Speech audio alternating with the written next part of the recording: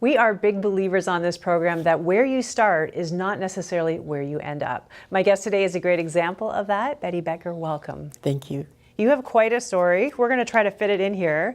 And you know, it starts when you were young. You fell in love with a man 7 years older than you. And like every young girl, right, you dream of this amazing fairy tale life. But what happened? Well, I got married when I was 16 years old. I actually made a commitment to the Lord in the woods by myself when I was 12 years old. Didn't know what that was, but all I did was talk to Jesus, and he became very real to me. But as I grew, and my grandma passed away when I was 12, who had adopted me, I felt very lonely and abandoned because she was gone, and I did my own thing. I didn't know of churches that were believing what I was learning. So as a teenager, I was a typical teenager. Met a young man of the same faith. He had gone to university. He was good looking. He was 7 years older than I was, and I was intrigued. And at 16, I married him. And we were married for 17 years. Now, I did not know when I got married that he was drunk. He was very polite when we dated. We had a good time. We went to dances. We did the party thing. He was very courteous. And I wasn't aware of the situation I was getting into till I was married 10 days and got beat up for the first time. Wow. And I lived in that situation for 17 years. At 17 years, I knew he never liked what he did. And you stayed, like that whole time, you know, him in ditches and drunk and beating you. Somebody asked me in Quebec once why I stayed. And I said, one thing is I knew he loved me. I knew he was never unfaithful to me. And I knew he didn't like what he was doing. But he didn't seem to have any control over it. So at 17 years, he actually fell to his knees by the hitch of the tractor. He was a farmer. And he said, God, all by himself, if you're real, there has to be more to life than this. And right at that point, God healed him, saved him, and delivered him. Wow. He was drinking a 26 rye and 12 to 18 beer every day, smoking a pack of Export A and a box of Old Ports every day, and chewing snus in the barn because we had a dairy you couldn't smoke in the barn. And from that day, for the next 21 years, he never drank, smoked, threw food, hit me, none of those nasty things. I got a new creation. He was into the Word, and he was a powerful man of God. Wow, that is not a normal story. You know, a lot of times people have to walk through a journey to get free from addiction, but amazing. Now you yourself, as you said, found faith as a little girl, kind of went away from that, obviously, during this really tough marriage. How did you turn back to faith? Was it the change in him? No.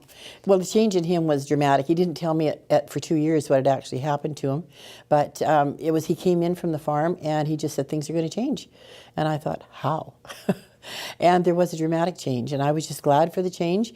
And we started watching Christian television and watching Father Bob and Cal Bombay and all those early interviewers on 100 Huntley Street. I accepted the Lord many times over through 100 Huntley Street and started walking with the Lord and walked hand in hand with my husband in that walk. Now, you know, even though he changed, when you have all that history, 17 years of being abused, how was the journey to heal your marriage and to forgive him, really? Well, it took about 10 years for that to happen, for the love to come back, because I never got since I hated him, and I'm thankful for that. So the day that he quit drinking, there was no unforgiveness to deal with. But I didn't love him, so it took about 10 years for that to come back. Wow. Yeah. And you had a healed marriage in the end. We had a healed marriage, Tell me about those last 21 years. Well, there was a lot. You know, when you've been abused, you have that feeling of not realizing God can love you so much. So I was actually in Medicine Hat at a hockey tournament one day, and my husband had something happen. When we came home, he stayed home because his mom had passed away. His dad didn't like to be alone, and I was with our son in the Hat. And what happened there was he was reading in the bedroom, and he looked up, and there was a vision of me in the doorway. And he was telling me about it after I got home 2 weeks, and he said, I've never seen you look so beautiful. And he said, I knew it was a vision, so I said, God, I don't see her that way. And God said, well, I do, so loud that the window in our bedroom cracked. And it was still cracked when I sold the farm years later. But he said, okay, and he was afraid. And a few weeks later, he told me that story. And instantly, the love that God has for all of us fell from my head. I had the head knowledge, but it went from my head to my heart. And I knew how much God loved me, and it's never left. Everybody needs to feel that, and we can all have it. All we have to do is ask him for it, and he will give us that love and let us know how loved we are. But your journey continues. You lost Bob, unfortunately, to a battle with cancer. After 21 years of happy marriage, you were going around sharing your story of how God can transform lives. Happy single, and you were going to stay that way, but it was not your destiny. There is more to this story. We're going to meet maybe part 2 of her story in just a moment.